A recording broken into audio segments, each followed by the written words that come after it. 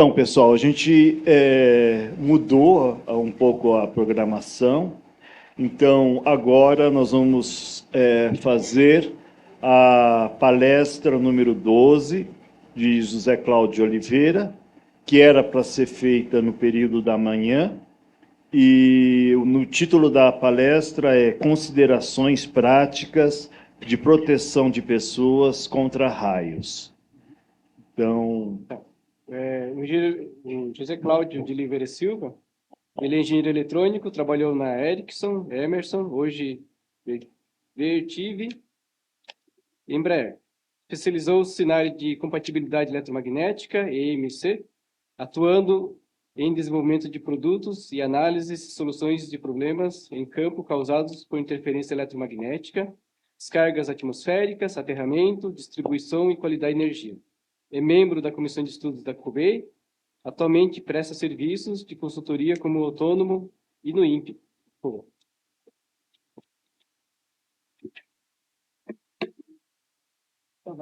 Ligou o cronômetro, hein? Boa tarde a todos.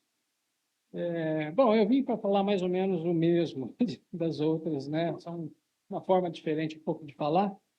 Estão me ouvindo bem? Ok. Eu coloquei o nome da Brahai ali.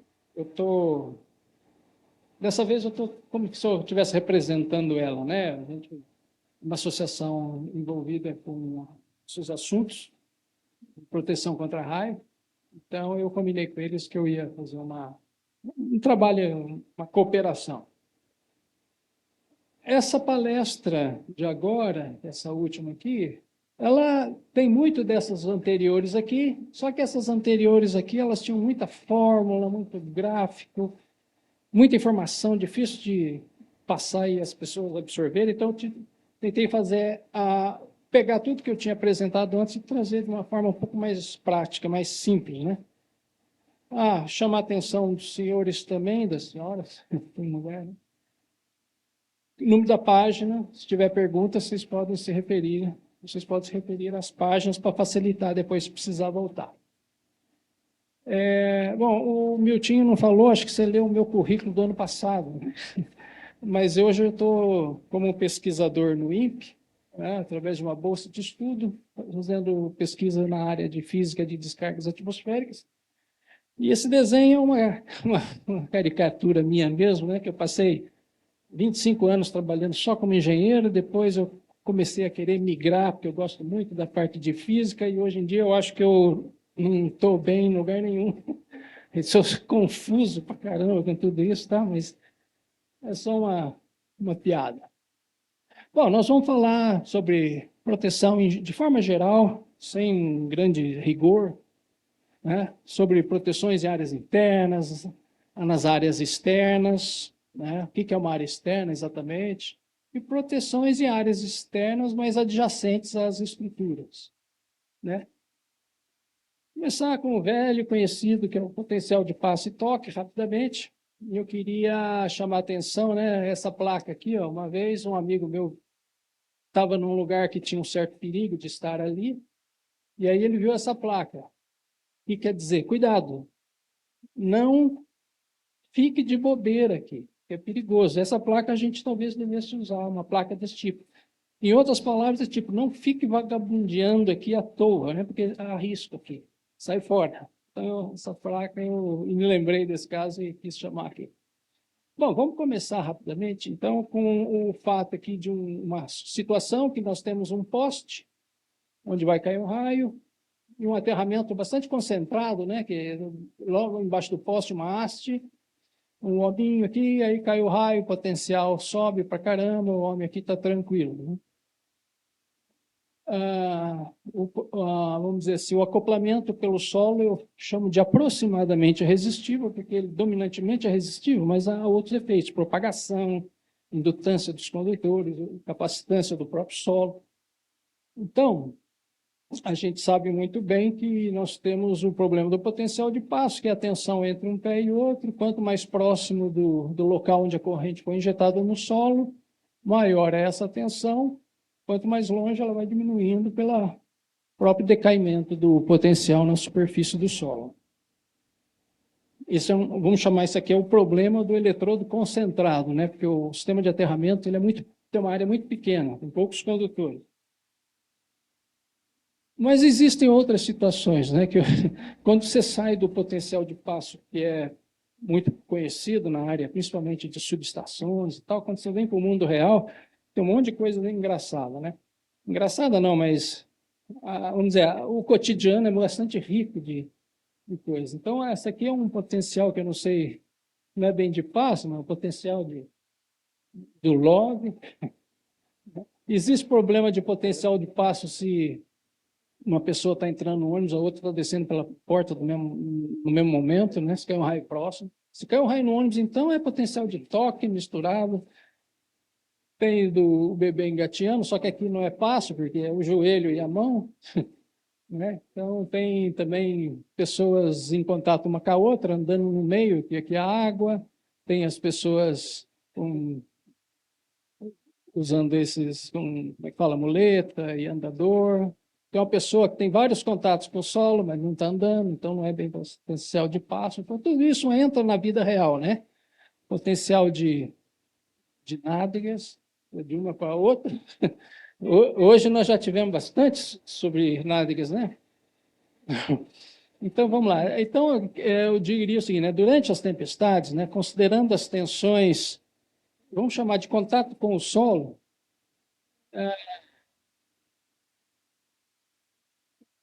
nós temos que ser, vamos lá, menos românticos durante as tempestades, né? Vamos ser menos românticos.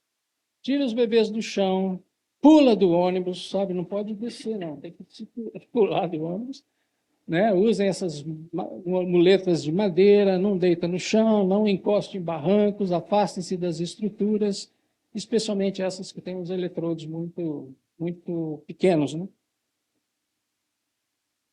E aqui, por exemplo, é um caso onde nós temos aqui um prédio com somente uma descida, que é um caso real de prédios antigos, porque isso aqui podia ser feito na época dessas normas aqui, ó, na década de 70.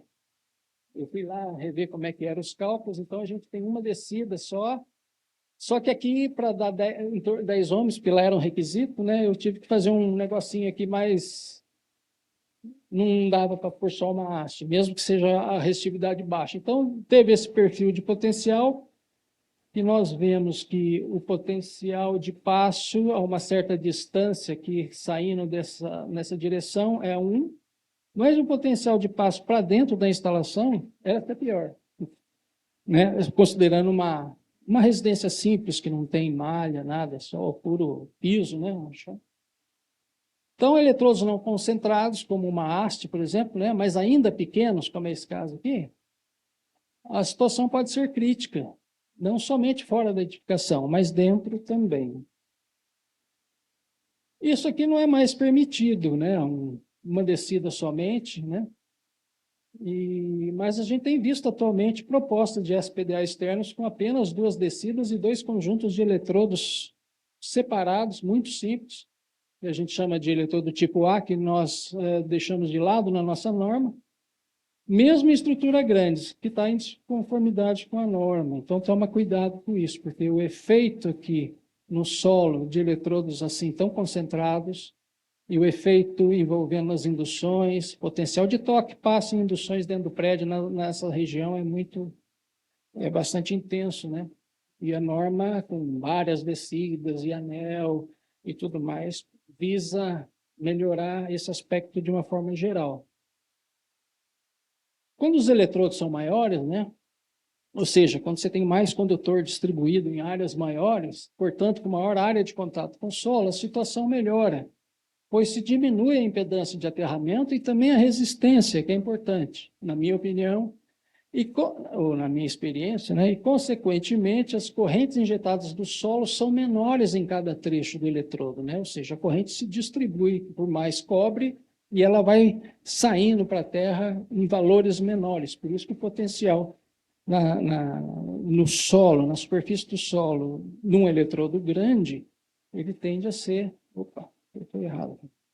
Ele tende a ser mais suave, né, do que um eletrodo concentrado, assim, como esse aqui, certo? E aí, E veja, né, que interessante que mesmo um anel, imagina uma casa com um anel, não tem malha, não tem nada, só tem um piso de cimento, concreto, sei lá o quê. Você tem também um problema de variação de potencial para o lado de dentro, né? Veja que a inclinação do potencial aqui na superfície da Terra, mais perto do eletrodo aqui nessa região, eles não são tão diferentes de fora e de dentro, né? Por mais que a gente possa achar que o anel seja uma coisa do outro mundo, ele não é lá grande coisa também não. Mas você vê que o potencial baixou bastante, né? Baixou pelo fato dele ser grande e ter uma impedância mais baixa de maneira global. Então, assim, para resumir o potencial de passo, eu trouxe assim, das apresentações anteriores, eu peguei um resumo dos números, né? Então, se a gente for pensar em energia que é transferida para a pessoa, uma pessoa que está andando com o tradicional passo de 1 metro de distância, e considerando o passo não, o pior caso, mas já a pessoa que está, na verdade, em contato com a mão e o pé ao mesmo tempo. Então, considerando também um raio de 100, uma resistividade dessa aqui, de 1.000 ohms/metro, e um raio de 100 kA, que é relativamente forte, a gente vê que você, a partir de 15 metros de distância do eletrodo, assim, o risco é muito baixo de você ter algum problema. Mas se for realmente potencial de passo, né, e se a gente considerar um fator que tem numa norma aí que fala quanto que realmente vai para o coração, pulsão, porque quando a corrente entra numa perna e sai pela outra, a parcela que vai passar no coração ela é bastante reduzida. Então, a gente pode ousar mais, nesse caso, chegar a poucos metros de um eletrodo. E o eletrodo aqui, no caso, é esse aqui, ó, tá? Só para vocês terem uma ideia, ele é relativamente pequeno, né? Só para ter uma ideia, nessa faixa de distância, as correntes vão estar entre acima de 10, vai até lá os seus 200, 300 amperes que passa pelo corpo humano. Só que, como aqui já corre ionização, é melhor restringir essa faixa. Então, assim, é algo entre 6 a 15 metros de distância, é mais ou menos um limiar, para, dependendo das condições, você está seguro ou não. Então, vamos dizer assim, um número médio, razoável aí seria, eu chutaria 10 metros. Mas para ter muita segurança mesmo, 15 metros é bom. Então, você tem descidas, tem crianças no quintal, em volta de um prédio, potencial de passo, dependendo, se for um aterramento concentrado, sem muitas descidas, tem que tomar cuidado com essas coisas. E aí vamos ao potencial de toque, também bastante conhecido, ele é mais crítico, né? Porque você está tocando uma descida, por exemplo, ali no caso é um poste, e aí o potencial ele acaba ficando muito maior, porque, lógico, porque ele pega todo o potencial máximo aqui até o ponto onde você está encostando no chão. Veja, isso aqui é só uma haste de 3 metros de profundidade. Veja só que o potencial daqui, para ele cair pela metade, em 15 centímetros ele já cai pela metade. É muito rápido o decaimento do potencial. Então, se você não tiver outra opção, é melhor abraçar o poste do que outra coisa, né? Aqui é menos, por incrível que pareça, essa situação é menos arriscada do que essa, pelo menos do ponto de vista de potencial de toque pelo solo. E é lógico que se por acaso você tiver uma situação em que você conecta um condutor e se afasta, né, então você se liga ao poste por um condutor, que é lógico que essa tensão cresce, porque você está caminhando nessa direção aqui, certo? Então a tensão transferida para o corpo é muito maior. Quanto falta? Para acabar? Opa!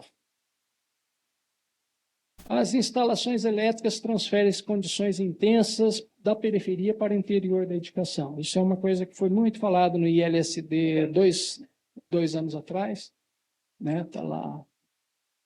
E isso aqui mais ou menos retrata essa situação aqui, ó, né? E você está num lugar aqui onde não tem aterramento embaixo do seu pé, né? É que nem aquele gráfico que eu mostrei do anel, que ele cai num buraco no meio, e você está encostando num objeto de metal que está ligado na periferia, aqui onde o potencial é mais alto. Então, isso é muito perigoso e isso é a razão que a gente vê tantos problemas de pessoas, inclusive, morrendo aí, usando o equipamento eletroeletrônico, né? Principalmente celulares e computadores. Eu vou ter que acelerar. Aqui nós vemos o problema da propagação no solo, né? Isso aqui é um anel, e aqui nós vemos a questão do... Aqui imagina uma onda de 1 que sobe 1 microsegundo, né? Olha o potencial do solo no primeiro 100 nanosegundos, depois meio microsegundo. Ele leva um tempo para realmente equalizar. E o grande problema, um dos grandes problemas é que a propagação pelo solo é mais lenta do que pelo ar. Então, se você está ligado de algum motivo, né? Por exemplo, por essa situação aqui, você está ligado na beirada, mas você está lá no meio do aterramento, nós temos essa situação aqui configurada, né? Ou seja, o potencial não vem rápido por baixo do seu pé para diminuir a diferença. Então, no início, muito no início, a situação é crítica, né? Então, esse é um dos problemas de... Falam-se tanto em equipotencialização, né? Olha aqui. Aqui você pode chamar que equalizou, pelo menos o potencial na superfície do solo, na região onde tem condutor. Aqui a diferença é muito grande. Aqui, cadê? A vantagem de ser grande número de descidas, também ela aparece bastante por causa de quando você dilui a corrente, diminui a corrente em várias descidas e ela é injetada em vários pontos, ela reduz, ou essa situação melhora, né? Em vez disso daqui, você já tem uma situação um pouco melhorada, mas... Bom, é complicado ficar entrando muito em detalhe nessas coisas. Qualquer vantagem, e é muito importante, né, de você ter uma malha, a tal famosa malha de equipotencialização, né? Aqui nós vemos aqui o anel. Se você tiver uma malha aqui dentro, mas você não interligar ela com o anel em vários pontos, isso aqui não muda, é quase a mesma coisa. Ou seja, uma malha que não está interligada com o anel não faz diferença significativa, né? Aqui você já tem uma malha aqui 2 por 2, aqui é 10 por 10 metros total, tá? Do anel. Agora aqui uma malha mais densa e aqui uma malha a cada 1 metro, né? Você vê que o potencial ficou bastante plano nessa região. E tem aí o acoplamento indutivo, que ele depende do acoplamento mútuo entre a corrente em uma das descidas, né? Eu vou ter que acelerar. E a proteção tem que estar em paralelo. Veja, no caso aqui, da tensão que aparece entre a pessoa e alguma coisa condutiva mais próxima perto dela, ela só pode ser resolvida se for feita alguma proteção que está em paralelo entre ela e o solo, por exemplo, ou alguma coisa que conduz a eletricidade embaixo do solo, né? Então, a primeira coisa é você abrir o circuito, ou se você isolar, por alguma coisa, uma isolação em série. Então, aqui, ó, você se afastou, então você tem uma isolação aqui, então não deve ter corrente por você, obviamente. Aqui, você que potencializou a geladeira, aqui no caso, uma malha, então você botou alguma coisa, uma conexão em paralela, né? Você desviou a corrente por essa estrutura toda aqui, né? É como se fosse isso daqui, ó. Né? Eu tenho uma equipotencialização aqui. Se você não pôr essa equipotencialização, você também está salvo, mas aí você tem que garantir a separação, ou você vai ter corrente capacitiva circulando aqui. Ou aqui também, ó, você põe isolação nos pés. E uma coisa importante é que o DPS na instalação, né, uma instalação convencional de DPS não protege essa pessoa, tá? Só protege o equipamento. Blindagem também de cabos, assim, também não resolve. O problema também existe, obviamente, com menor intensidade, mas com maior frequência, quando o raio vem pela rede externa, né? O que é um raio, um surto intenso vindo pela rede externa, se não é mais ou menos igual a um raio de verdade que você deita ele e traz pelo cabo da rede, certo? Então, vamos pensar aqui no seguinte, ó, todos esses equipamentos, é fácil, né? Hoje você põe o notebook só na bateria, você usa o Wi-Fi, wireless, mouse, teclado, fone de ouvido, tudo Wi-Fi, desconecta da rede elétrica, né? Aqui também é bom você ter o equipamento que está ligado na rede elétrica, quando você está trabalhando na sua mesa, está uma tempestade, você está usando o teclado e o mouse Wi-Fi, mas é bom você guardar uma certa distância. Outros aparelhos aqui também. Até tinha um caso interessante para contar aqui de uma pessoa que estava perto do ventilador e caiu um raio e ela levou um choque violento, só por estar a uma distância de um palmo do ventilador, né? Até para acender a luz. Se você deu azar de acender a luz bem no momento do raio, você está lascado. E não importa se é 2 ou 3 pinos, tá? O PE não faz diferença nenhuma nesse problema. Se dentro é complicado, por lá de fora é muito pior, né? O decaimento de potencial na superfície do solo é muito maior, então aqui eu usei aqui uma figurinha aqui para mostrar que quando você tiver seu carro elétrico, não fica dando bobeira dessa forma, tá bom?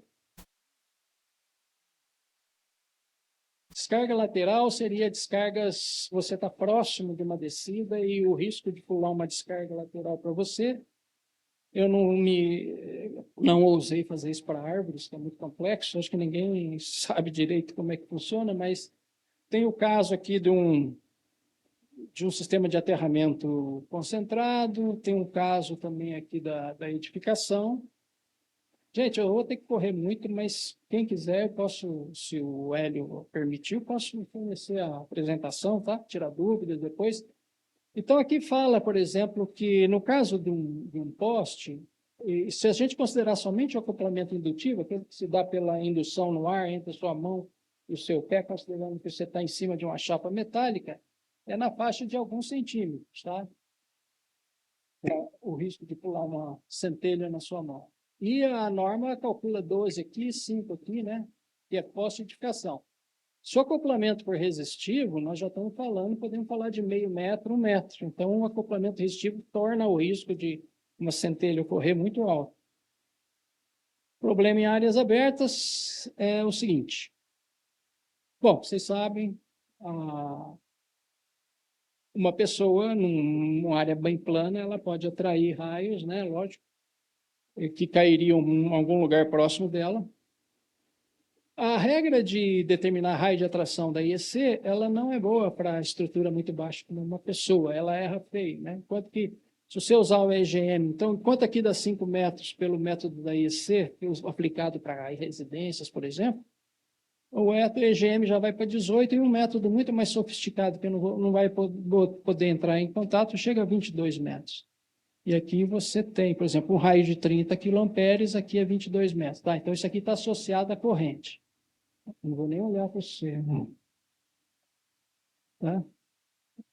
É interessante esse gráfico, que ele mostra como é que muda esse raio de atração se você tiver com o braço levantado ou se você estiver agachado. Né? Então, aqui, você vê que se você tiver com o braço levantado, sair dessa altura para essa, por exemplo, você vê que o fato de você estar com guarda-chuva ou não aumenta somente 17% o risco. Pode usar à vontade. E agora, se você agachar, você reduz pela metade o risco o raio de atração. Tá? Isso aqui acho que eu vou pular. Aqui também, o que é uma área aberta? Né? A área aberta aqui é uma pessoa, o raio de atração está aqui, então toda essa área aqui, e qualquer estrutura que esteja aqui, mas embaixo dessas curvas, e considerando essas correntes de descarga, eles não afetam a sua área aberta. Então, a área aberta ela não precisa necessariamente ser extremamente grande, né? Só um pouco além da área de atração do corpo humano e mais umas curvas aqui. Tá? Então, aqui eu vou pulando aqui para chegar num ponto que eu queria, para concluir aqui, acho que o meu tempo já era, né? É que, por exemplo, né, vamos supor que isso aqui é uma pessoa, aquilo que eu falei para vocês, ó, o método 3H para altura muito baixa, ele subestima muito, né, o raio de atração. Enquanto que, e outra coisa, o nosso velho modelo eletrogeométrico de guerra aí que a gente usa, ele é bom comparado com modelos muito mais, considerados muito mais precisos, em baixas alturas, né, do condutor. Aqui, por exemplo, nós temos uma pessoa e aqui nós temos um prédio. Vamos considerar um raio de 30 kA. qual que é essa distância que você está protegido por esse prédio, né? Será que se a esfera passar, encostando na quina do prédio, passar lambendo sua cabeça aqui, você está protegido? Você está dentro da esfera. Essa é uma grande questão, né?